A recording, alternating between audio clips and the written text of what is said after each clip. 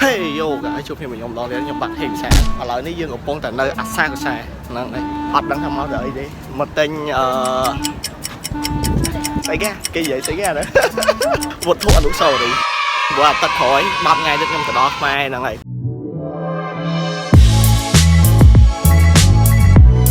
អូចេះ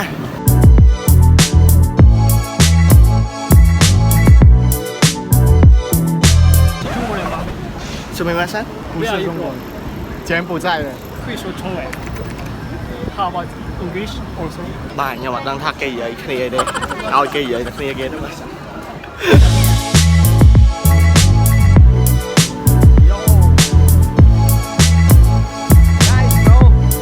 អូខេឥឡូវយើងមកស្រែដើម្បីបួងសួងរកគូព្រេងចាប់មែនខ្ញុំទេបាទពីរនាក់នេះគេផលិតតែខ្ញុំអត់បញ្ហាអូតោះចូលក្នុងដៅនៅនេះនៅក្រៅឃើញស្អាតតែនៅក្នុងវីដេអូគឺអត់សូវឃើញស្អាតតែសំខាន់ស្អាតច្រើនណាស់បាទខ្ញុំនិយាយមែនអ្នកនរគ្នានៅនេះទោះជាមានស្អាតច្រើនចឹងមែនតែមិនអាចផ្លាស់ប្ដូរចិត្តខ្ញុំនៅស្លាញ់ស្រីខ្មែរចឹងខ្ញុំនិយាយមែន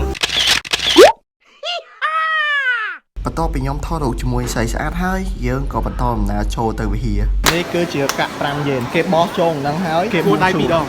គោះដៃ2ដង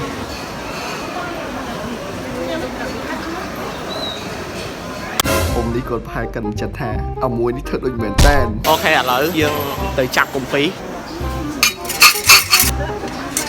លេខ11លេខ11ស្អីគេបានអីទៅម៉េចញាក់សាច់ឲ្យមើលយល់ដែរ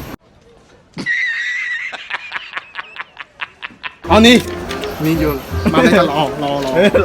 ការងារជោគជ័យពេញលេញបើឈឺជាបើបាត់របស់ហៅឃើញវិញមនុស្សដែលយើងកំពុងចាំពេលហ្នឹងនឹងបង្ហាញខ្លួន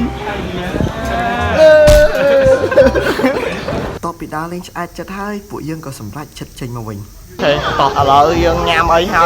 យលេងហើយបួងសួងហើយបោះកាក់ហើយអញ្ចឹងឥឡូវខ្ញុំត្រូវអីនេះត្រូវទៅមើលកញ្រួចយប់ហ្នឹងខ្ញុំចង់យករបស់អនុស្សាវរីយ៍ឲ្យអ្នកនរគ្នាមែនតើខ្ញុំអត់ដឹងថាត្រូវឲ្យអ្នកនរគ្នាតាមណានិយាយមែនចង់ទិញឲ្យហ្មងតែអត់ដឹងថាឲ្យតាមណាហើយឲ្យណាគេបើច្រើនហ្មងនេះ